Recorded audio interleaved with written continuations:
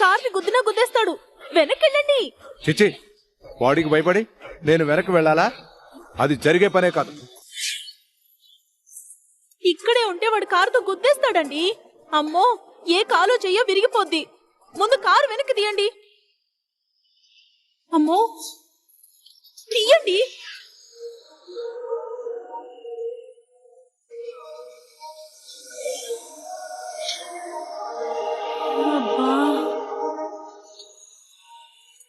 అసలు ఎవడండి వాడు?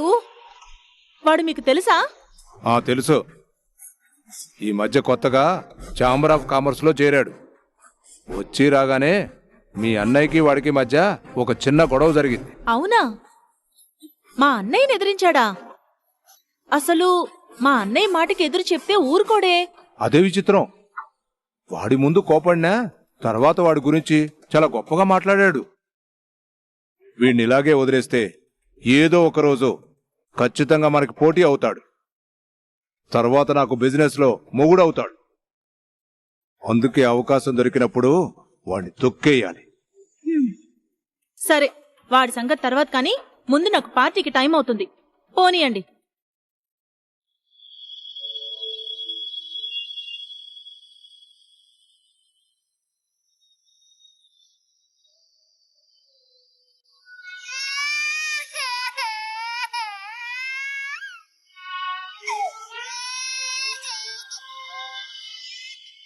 అదిగో అదిగో, చూడు చూడు చూడు నాన్న, చందమామని చూడు. మా పాప కదూ. ఇటు చూడు ఇటు చూడు.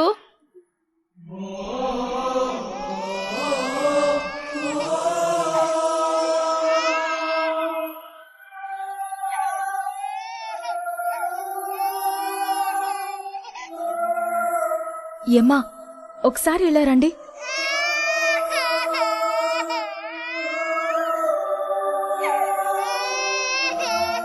పాప ఇంకా పడుకోలేదా? లేదమ్మా, ఇప్పుడే పాలు తాగింది. కాసేపు ఆడుకుంటుంది, తరువాత అలసిపోయి నిద్రపోతుంది. పాప ఆడుతున్నంతసేపు మనం ఆడించాలి. ఒక్కసారి పాపని నేను ఎత్తుకోవచ్చా? అయ్యయ్యో, దానికేం భాగ్యమమ్మా, ఎత్తుకో.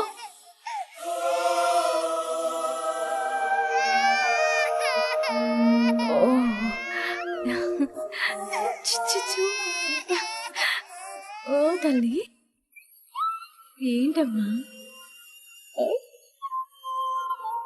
పాప? హరే, మీ చేతిలోకి రాగానే ఎంత బాగా ఆడుకుంటుందో. నీ చేతిలో ఏదో మాయుంది జానకి.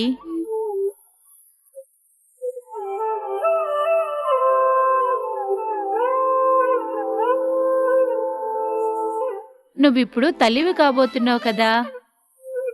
నీ పిల్లలు చాలా అదృష్టవంతులు.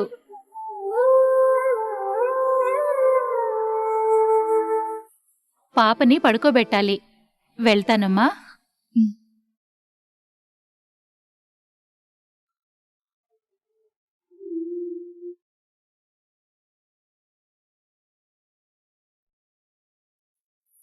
నా పిల్లలు అదృష్టవంతులు కాదు. ఇలాంటి తల్లి కడుపున పుట్టినందుకు వాళ్ళు నిజంగా దురదృష్టవంతులు.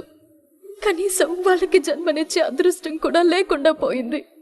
ఎందుకు భగవంతుడా నా మీద ఇంత కక్ష కట్టావు? నేనేం పాపం చేశాను? దేవుడు లాంటి భర్త, స్వర్గం లాంటి ఇల్లు అన్నీ వదులుకుని వెళ్ళిపోదాం అనుకున్నాను. కానీ ప్రాణం పోసావు. ఆ క్షణమే చనిపోయి ఉంటే నాకిప్పుడు ఇంత బాధ ఉండేది కాదు. ఇప్పుడు నా కడుపులో ఒకరికి 2 బిడ్డల్నిచ్చావు. నేడో రేపు ఊపిరిపోయే నేను ఈ బిడ్డల్ని ఎలా కనగలను? నాతో పాటు అన్యాయంగా మరో 2 ప్రాణాలని బలి తీసుకోబోతున్నాను. ఇలాంటి పరిస్థితి ఈ ప్రపంచంలో ఏ కన్న తల్లికి రాకూడదు స్వామి, రాకూడదు.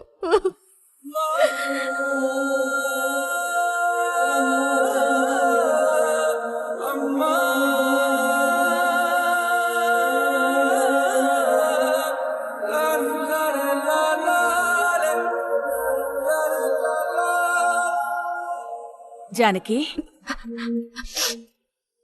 మీరా? ఏంటమ్మా, ఏం ఆలోచిస్తున్నావు? పిల్లల్ని కనగలనా, ఒకవేళ కన్నా వాళ్ళని పెంచగలనా అని.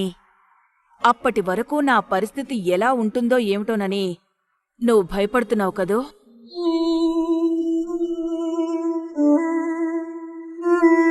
నీకా భయం అవసరం లేదమ్మా.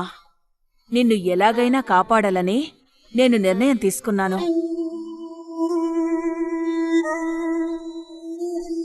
నిన్నొక్కదాన్నే కాదు, నీతో పాటు మరో 2 ప్రాణాలను నిలబెట్టాలనేదే నా కోరిక. మీ మంచితనం నాకు తెలుసండి. ఏ సంబంధం లేని నన్ను మీరు ఎంత అపురూపంగా చూసుకుంటున్నారో నాకు అర్థమవుతుంది. కానీ మీ ప్రేమని పొందగలనేమో గాని నా ఆయుష్ని మాత్రం పెంచుకోలేను. ఎందుకంటే నా మృత్యువు నన్ను వెంటాడుతూ వస్తూనే ఉంది. అది నాకు ఎంతో దూరంలో లేదు. చూడమ్మా, నేను కొన్ని కర్మ సిద్ధాంతాల్ని నమ్ముతాను. ఏ కారణం లేకుండా ఆ భగవంతుడు ఏదీ చెయ్యడు. నువ్వు నిజంగా చనిపోవాలి అని రాసి ఉంటే ఆ నదిలో పడ్డప్పుడే ప్రాణం పోయేది. నువ్విక్కడికి రావాలి అని రాసిపెట్టుంది. అందుకే నువ్విక్కడికొచ్చావు.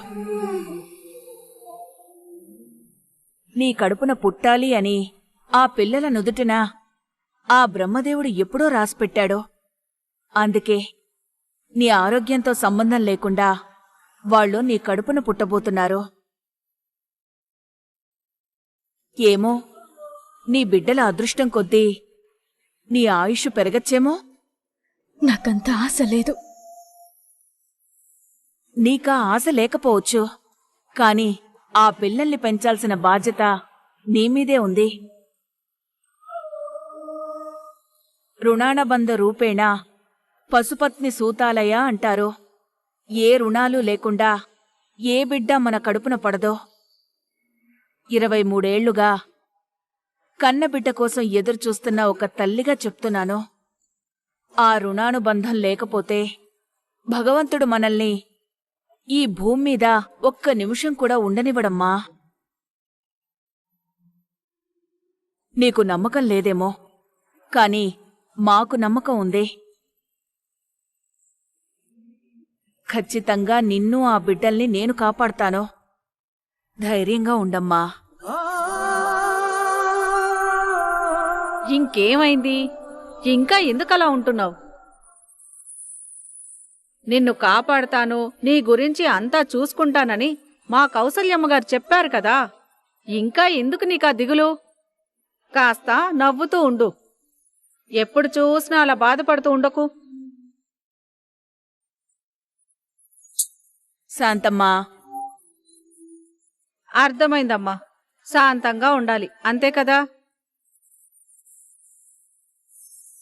నేనెప్పుడూ శాంతంగా ఉండాలనే అనుకుంటాను, కాని నన్నెవ్వరు శాంతంగా ఉండనివ్వరు. అదేం కర్మో ఏంటో. చూడమ్మా జానకి, మనిషికి బ్రతకాలనే ఆశ ఉంటే నడి సముద్రంలో పడేసినా ఏదో ఒక ఒడ్డుకి కొట్టుకుంటూ వచ్చేనా బయటపడతాడు. బ్రతుకు మీద ఆశలేని మనిషికి సకల సౌకర్యాలు చుట్టూ ఉన్నా ఊపిరి బిగబట్టి ప్రాణం తీసుకుంటాడు. ఇప్పుడు నీకున్న ఆశ నీ కడుపులో పెరుగుతున్న ఆ బిడ్డలే. వాళ్లే నిన్ను బ్రతికించుకుంటారు. వాళ్ల కోసమే నువ్వు బ్రతుకుతావు. ఇది జరిగి తీరుతుంది.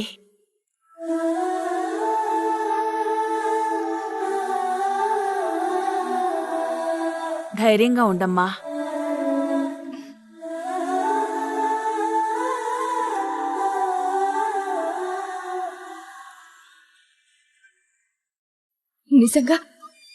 నిజంగా నేను బ్రతుకుతానా?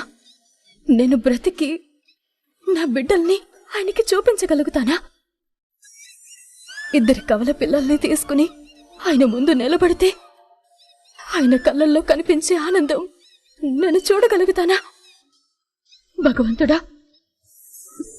నాకు మళ్ళీ బ్రతుకు మీద చిన్న ఆశ కలుగుతుంది. మళ్ళీ నా భర్తని చూడాలనే కోరిక కలుగుతుంది.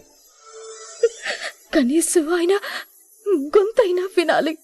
ఆయన నోటి నుంచి వచ్చే మాట నాకు ఊపిరిపోయాలి.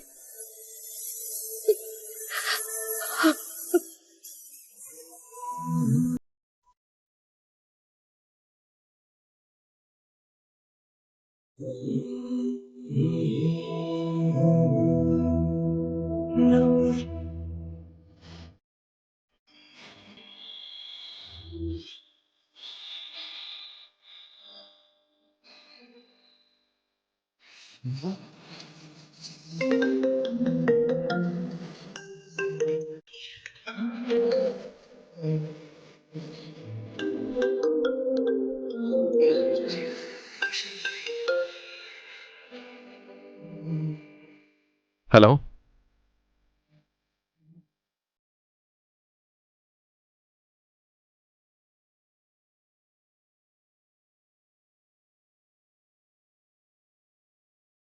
హలో,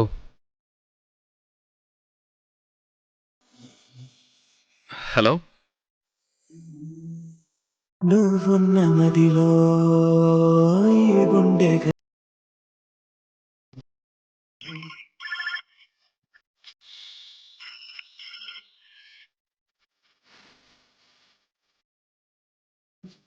హలో, ఎవరండి కాల్ చేసింది?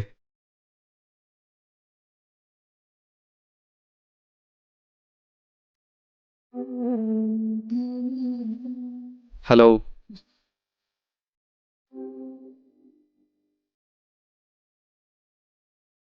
హలో.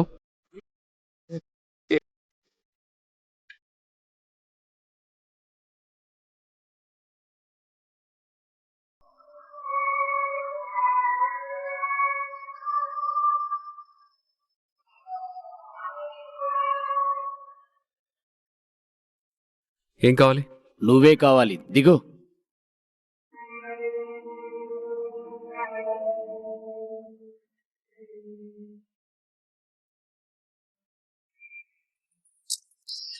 అసలు ఎవరు నువ్వు? ఏం కావాలంటే చెప్పవేంటి? చెప్పాను కదరా నువ్వే కావాలని.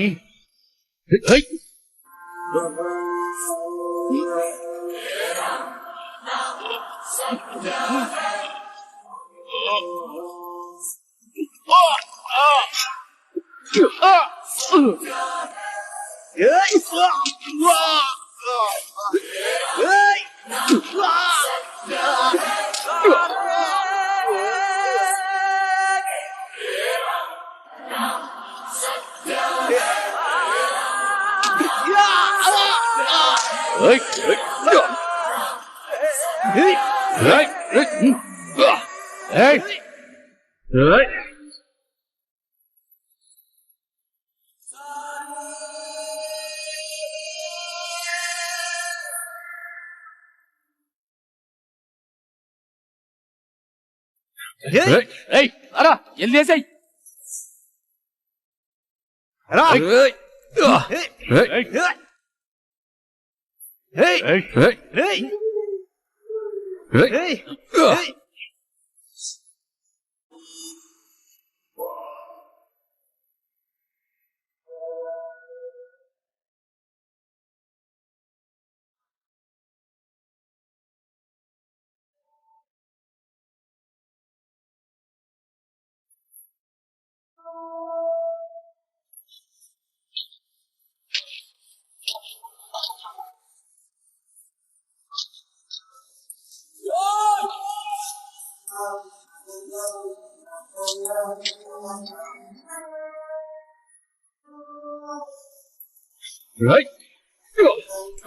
చెప్పరా, చెప్పు. ఎవరు మిమ్మల్ని పంపింది? చెప్పు, చెప్పు. ఎవరు పంపించింది? చెప్పరా, చెప్పు.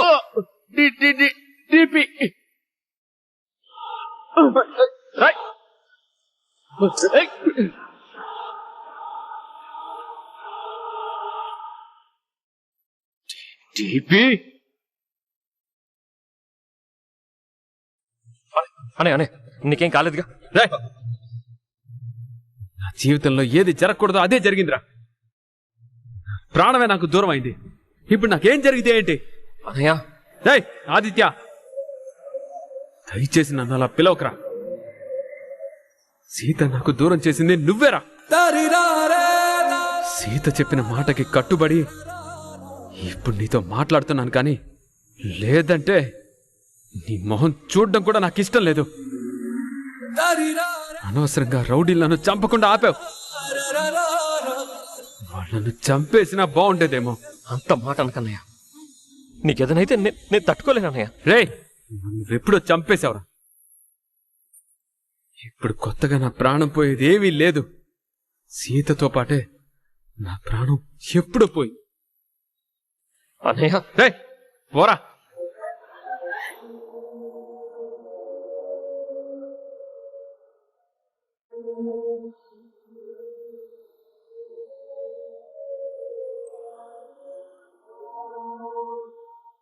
రే దీపి, అయిపోయావురా నా చేతుల్లో.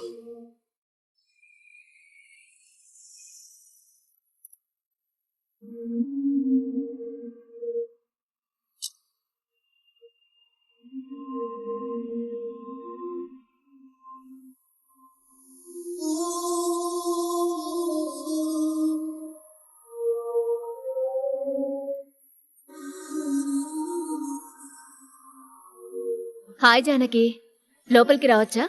అయ్యో, రావచ్చా అని అడుగుతారేంటి? రండి. ప్లీజ్ జానకి, నన్ను నువ్వు మీరు అని పిలవద్దు, మానస అని పిలువు.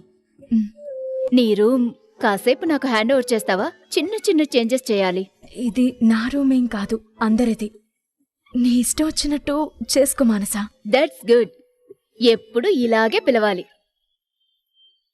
ఇంకెందుకు ఆలస్యం, అవి తీసి డెకరేట్ చెయ్యి. అలాగే మేడం.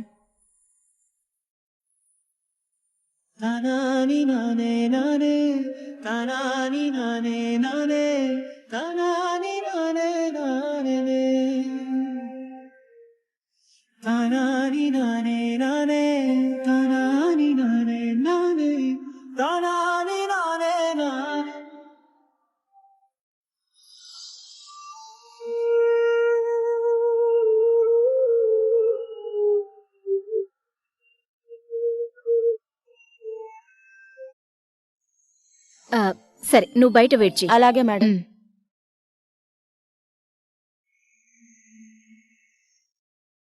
జానకి, ఎలా ఉంది?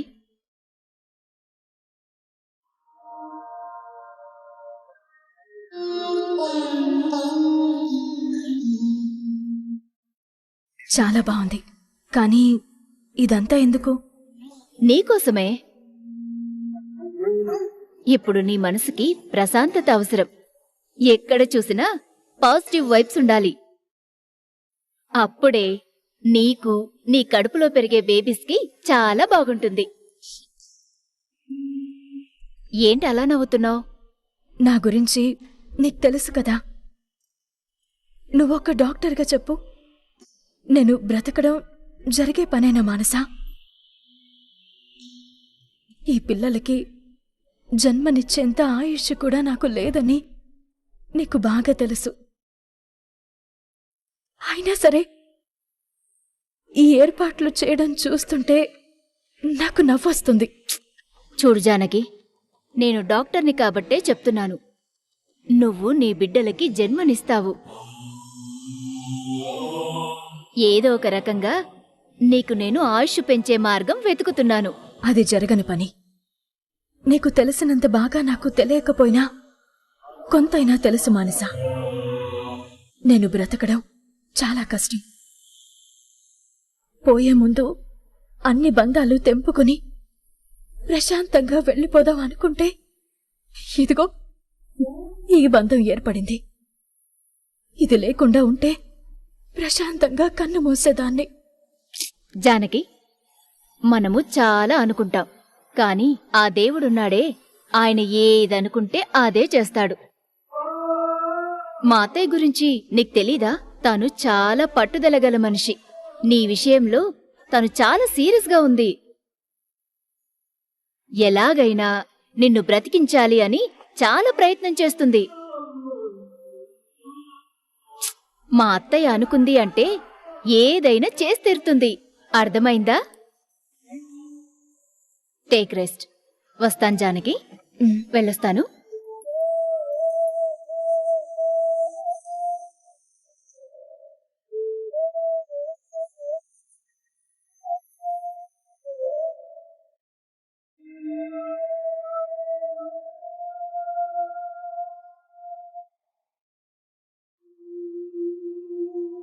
బావా, నువ్వెక్కడున్నావో తెలీదు, ఎలా ఉన్నావో తెలీదు.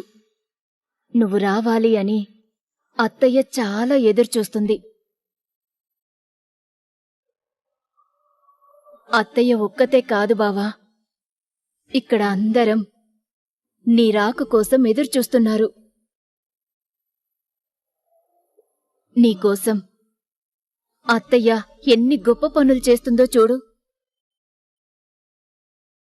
ఇవన్నీ నీకు తెలియాలి. అత్తయ్యకి నీ మీద ఉన్న ప్రేమ ఎంత గొప్పదో నువ్వు తెలుసుకోవాలి బావా.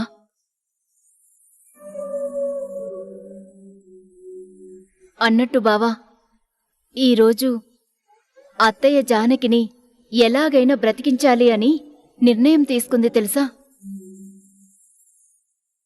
తనని, తన కడుపులో పెరుగుతున్న బిడ్డల్ని కాపాడితే ఆ పుణ్యంతో అయినా నువ్వు మళ్ళీ అత్తయ్య దగ్గరికి వస్తావనే ఆశ బావా.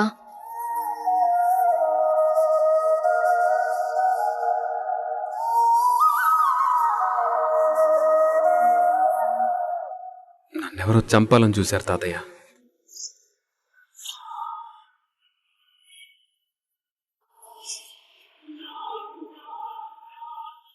ఏంటి? నిన్ను చంపాలని చూసారా? ఎవరా దుర్మార్గులు?